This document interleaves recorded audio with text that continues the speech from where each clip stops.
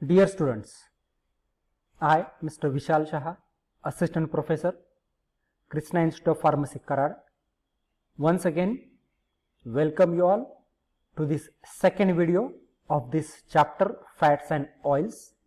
In previous video, we have seen about the introduction of the lipids and functions of lipids as well as the classification of the lipids.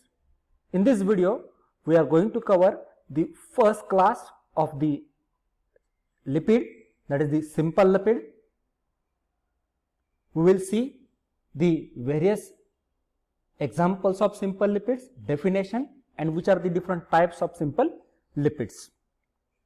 Now, if you have not watched the previous video, I request you can watch my previous video by subscribing to my YouTube channel. If you like the content of this video, then you can share with your friends. So let's begin with our today's session. Before that, just we will see what are the learning outcomes of this session. After completion of this session, you will be able to explain simple lipids and its classification. So let's start with our first class of lipids, that is the simple lipids. Now, simple lipids are known as esters of fatty acids with the variety of alcohols. The alcohol may be glycerol or other long chain alcohols. So, simple lipids are defined as these are the esters of fatty acids with the alcohols. Examples of simple lipids includes neutral fats, then oils as well as the waxes.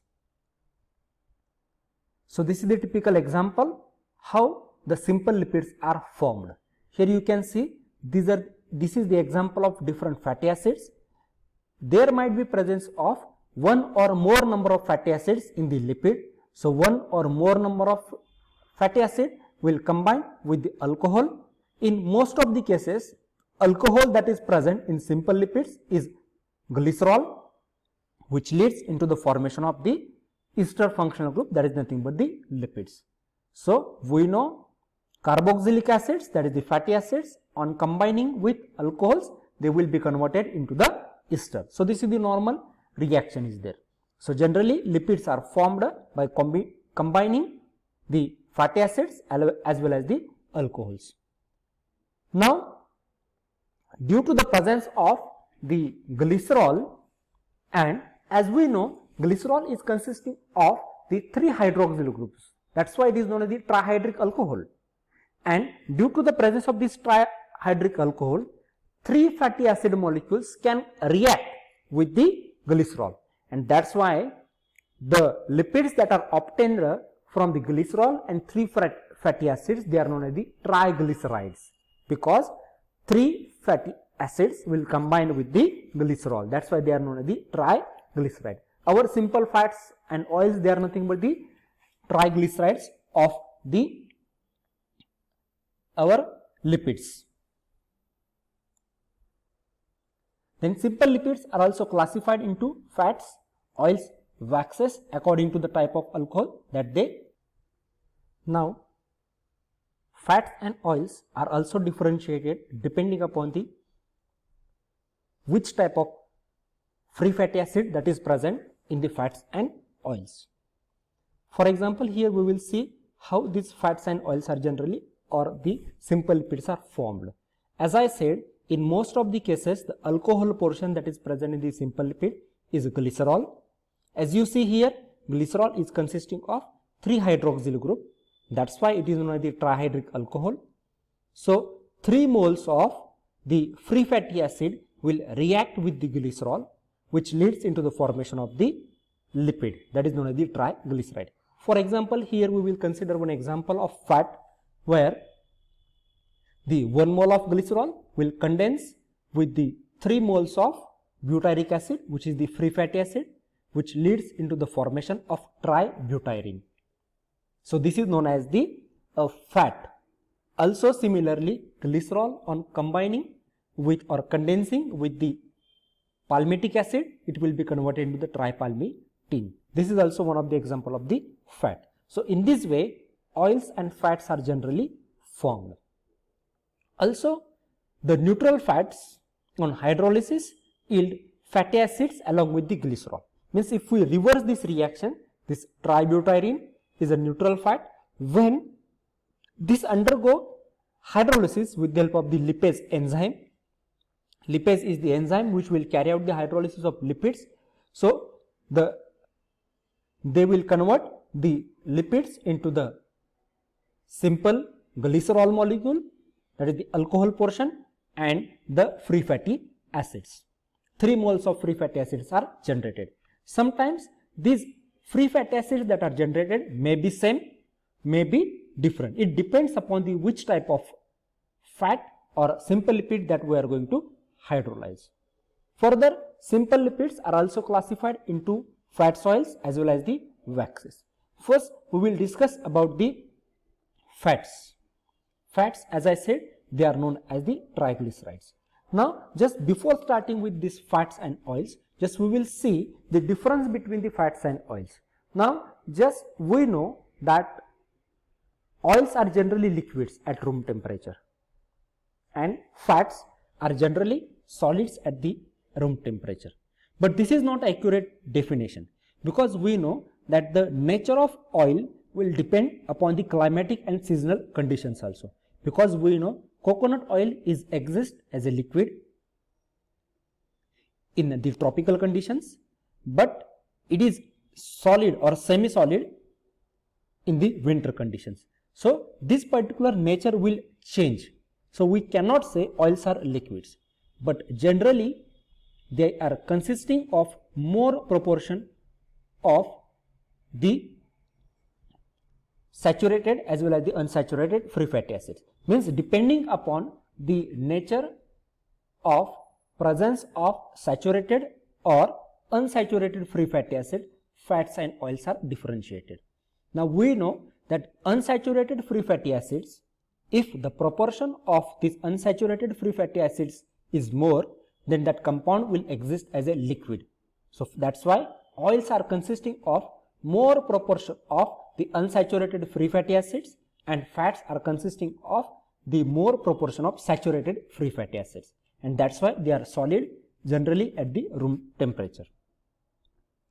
Fats are esters of fatty acids with glycerol which are found gradually in nature. Fats are solid at room temperature, whereas oils are liquid. It is known as triglycerides. Fats and oils are mainly mixed triglycerides having more than one type of the free fatty acid. As I said, fats are consisting of more proportion of saturated free fatty acids and oils are consisting of more proportion of unsaturated free fatty acids. There are 4 different types of fats are there. First one is the saturated fat. Saturated fat is a lipid that exists as a solid substance when it is at the room temperature, because saturated fat is mainly consisting of more proportion of the saturated free fatty acid. That's why it is existing in the form of the solid at the room temperature. Milk, cheese, meat and other animal food contains mainly saturated fats. That's why this whatever sources are there, they are consisting of rich source of fat due to the presence of more proportion of saturated fat is present in the milk, cheese, meat as well as the other animal foods. Palm oil, cocoa butter, coconut oil and other tropical oils also contain saturated fats, but they are present in the very less proportion as compared to the animal as well as the saturated fat. And these types of oils can be found in snacks, wiped toppings and the coffee creamers. Butter, margarine and shortening also contain a great deal of saturated fat, and that's why butter, margarine, shortening, these are also existing in the semi-solid portion which are consisting of saturated fat. So if the proportion of saturated fat is more, then that particular fat or the oil will exist in the form of the solid. If unsaturated free fatty acids are more, then that will exist in the form of the liquid. So this is about the saturated fat. Then second type of the fat is unsaturated fat. As I said, unsaturated fats is a lipid that exists as a liquid, because unsaturated fats are consisting of more proportion of unsaturated free fatty acids, and if more proportion of unsaturated free fatty acids is present, then they are known as the unsaturated fats. They are liquid at the room temperature. Oils from plants mainly contains unsaturated fat. There are two types of unsaturated fats. One is monounsaturated fat, that is found in olive, peanut, canola and other vegetable oils. Now what is the meaning of monounsaturated fat? They are only consisting of the one unsaturated bond. As we know, if there is a presence of double bond or a triple bond in the molecule, then it is known as the unsaturated molecule. So if there is a presence of only one unsaturated bond, then that particular fatty acid is known as the monounsaturated fatty acid. And if such a type of fatty acid is present in the fat, then it is known as the monounsaturated fat. Then also there is a presence of polyunsaturated fats. There are, as I said, there are two types of unsaturated fats. One is the monounsaturated and other one is the polyunsaturated fat. Or then third type of the example of fats is trans fat. Trans fat is a lipid that has undergone a process called hydrogenation. Due to the hydrogenation, what happens?